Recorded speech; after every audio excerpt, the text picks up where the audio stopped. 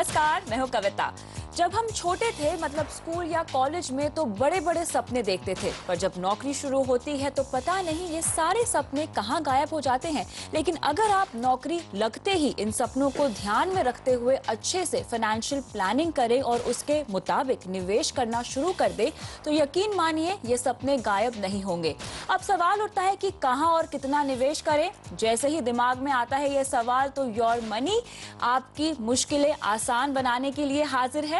Mutual fund, insurance, loan या फिर credit card, हमसे पूछिए इनसे जुड़े कोई भी सवाल, क्योंकि योर मनी को है आपके सपनों का ख्याल।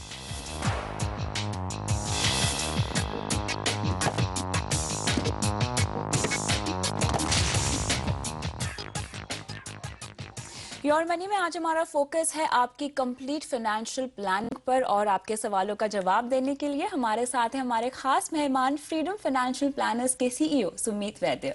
सुमीत, स्वागत है आपका। धन्यवाद। शुरुआत करते हैं दर्शकों के सवाल जवाब का सिलसिला। नासिक से नीलेश शाह हमारे साथ जुड़ रहे हैं। नीलेश, गुड इवनिंग, क्या सवाल है आपका? Good evening ma'am. Good evening sir. Good evening sir, actually मेरे दो क्वेश्चंस थे।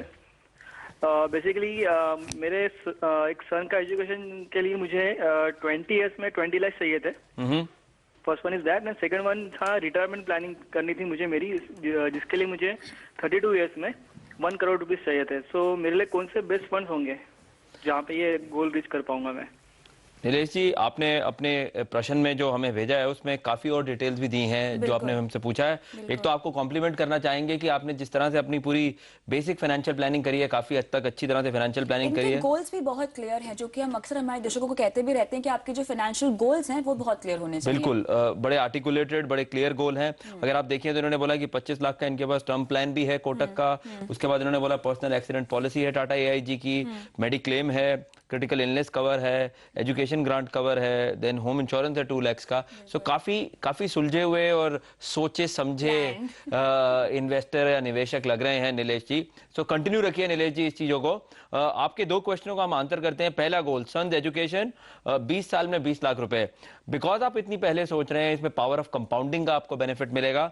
तो आपको अपनी सन की एजुकेशन के लिए, जो कि 2031 में पड़ती है, कॉस्ट ऑफ गोल्ड जो 20 लाख है उसमें अगर हम इन्फ्लेशन लगाएं 6% की, तो इन्फ्लेटेड वैल्यू या इन्फ्लेशन के बाद उस गोल्ड की वैल्यू 2031 में 60,51,200 रुपए होगी।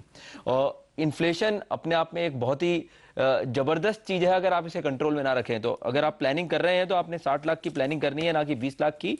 और अगर आप इसके लिए SIP करें 7,500 रुपए की हर महीने, जिसमें से 80% इक्विटी फंड में जाए और 20% डेट फंड या फिक्स्ड इनकम फंड में जाए, तो आपका गोल आने वाले 20 साल में इजीली अचीवेबल है। इसमें हमने रिटर्न अजम्पशन ये करी है कि इक्विटी आपको over that period of time 14% का रिटर्न देगी और फिक्स्ड इनकम 7% का रिटर्न देगी। तो आपका जो एवरेज रिटर्न निकलेगा 12 साढ़े 12 के आसपास आएगा।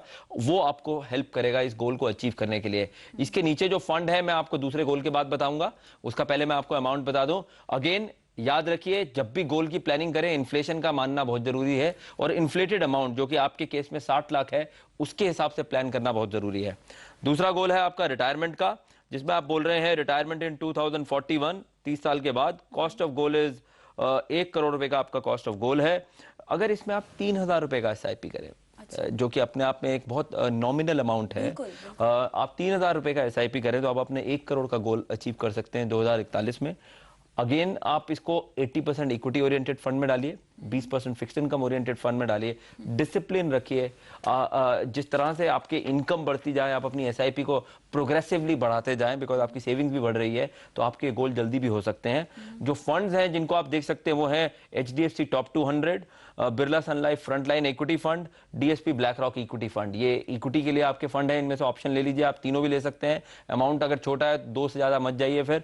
और डेट फंड में आप देख सकते हैं Templeton India short term income fund, HDFC high interest from short term, और Birla sun life dynamic bond fund. तो ये आपके इक्विटी और डेट के फंड है जो आपको इस एलोकेशन में ये गोल अचीव करने के लिए हेल्प करेंगे।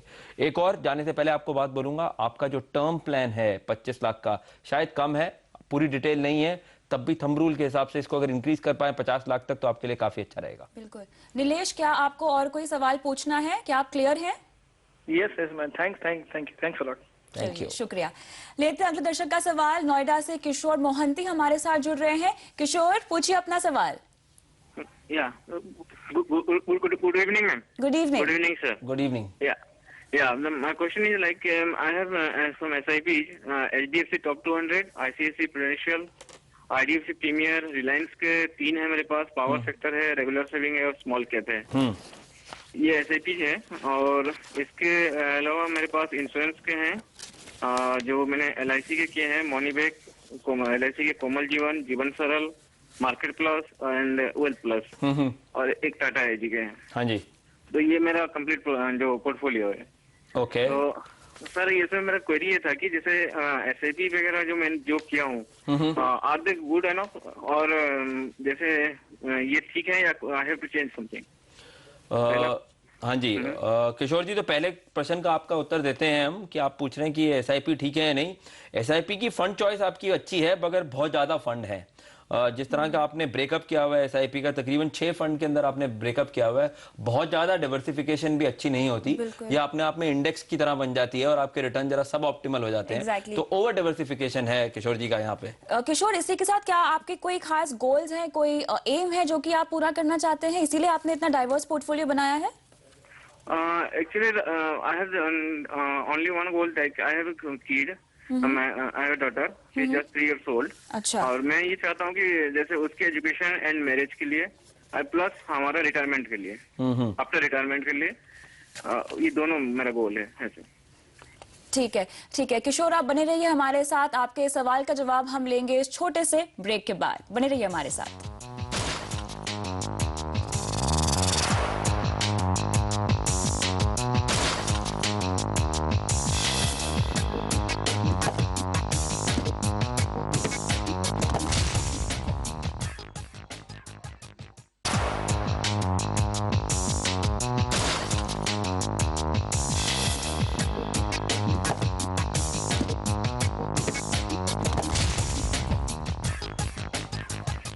वेलकम बैक योर मनी में आज हम म्यूचुअल फंड से जुड़े सवाल ले रहे हैं और सवालों के जवाब दे रहे हैं हमारे खास मेहमान फ्रीडम फाइनेंशियल प्लानर्स के सुमित वैद्य।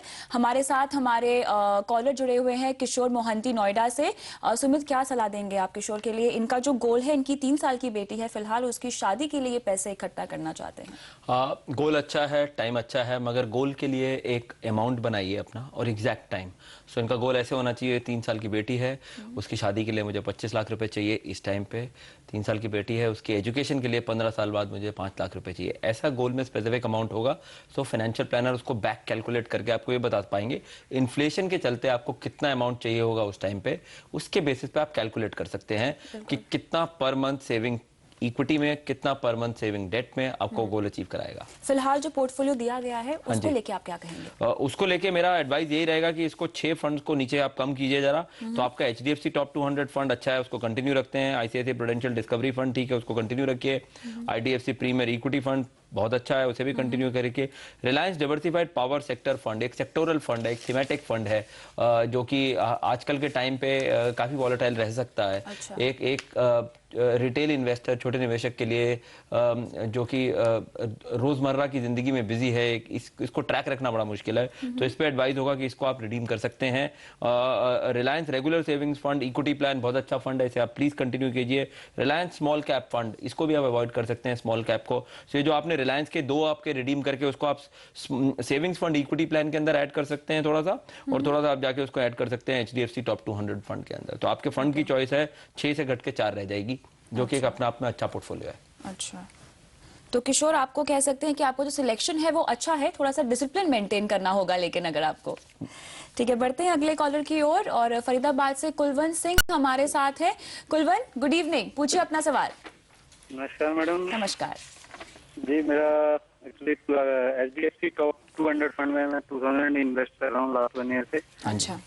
सेकंड जो है सुंदरम BNP पैरिवास का टैक्स सेवर है, उसमें 4000 and third one is Reliance diversified power sector fund में 2000 इन्वेस्ट कर रहा हूँ। तो मेरे को यही जानना था कि ये फंड जो है एक्चुअली काम कर रहे हैं अभी, इनकी ग्रोथ हुआ है कैसे है। और सेकंड जो है मैं ये जानना चाह रहा था कि 2 to 3000 में और इन्वेस्टमेंट करना चाहता हूँ। Okay, over investment.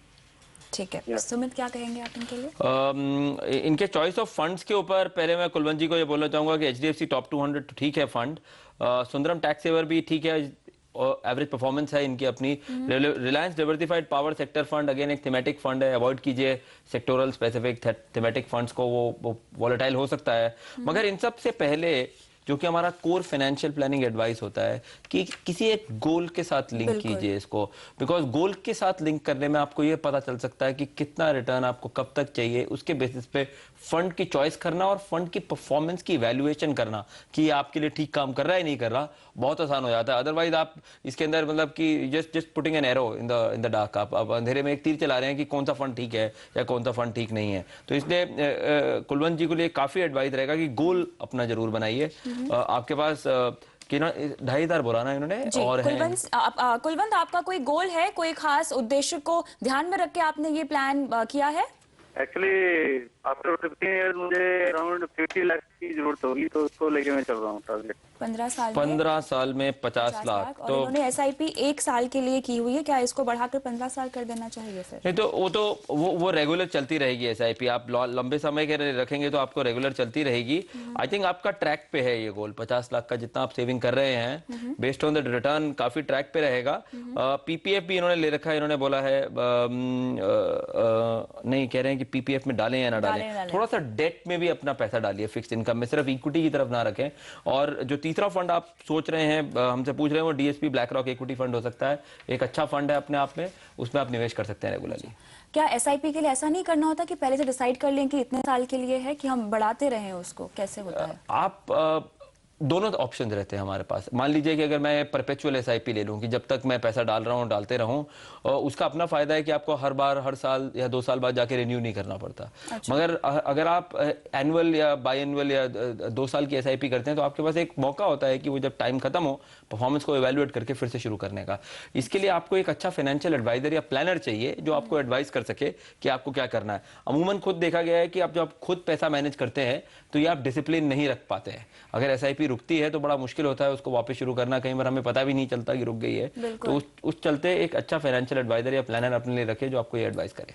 और अगर हमें एक्सटेंड करना हो तो एसआईपी खत्म हो गई है, हाँ जी, और अगर आगे एक्सटेंड करना है तो वो पॉसिबल है? वो बहुत आसानी से पॉसिबल होता है। जो आपकी अकाउंट स्टेटमेंट्स आती हैं म्यूचुअल फंड की, उसी के अंदर से एक टीयर अप करके आपको अपने साइन करके वापस बोलना होता है कि आप प्लीज मेरी एसआईपी को कंटिन्यू करिए, तो वो कंटिन्यू हो जाती है। It's not very difficult. और अगर किसी एक फंड में एसआईपी ले रखी है और पैसे डालना चाहते हैं तो क्या उसी में कंटिन्यू करें कि डाइवर्सिफाई करना चाहिए अपने पोर्टफोलियो को, किसी और में डालें? नहीं, आप ज्यादातर उसी में ही कंटिन्यू कीजिए, बिकॉज म्यूचुअल फंड अपने आप में एक डाइवर्सिफाइड म्यूचुअल फंड है। अगर आप 3 से 5 फंड का एक पोर्टफोलियो बना रहे हैं वो अपने आप में काफी अच्छा पोर्टफोलियो है। इसको आपने एलोकेशन इस तरह से करनी है, पहले की इक्विटी में कितना, डेट में कितना, उसके बाद इक्विटी में लार्ज कैप कितना, मिड कैप कितना। अच्छा। अगर आप इस तरह से अपनी बेसिक एसेट एलोकेशन बनाते हैं तो 3 से 5 फंड से ज्यादा नहीं लेने चाहिए, नहीं तो आप अपने आप में एक इंडेक्स फंड बना लेंगे वापस।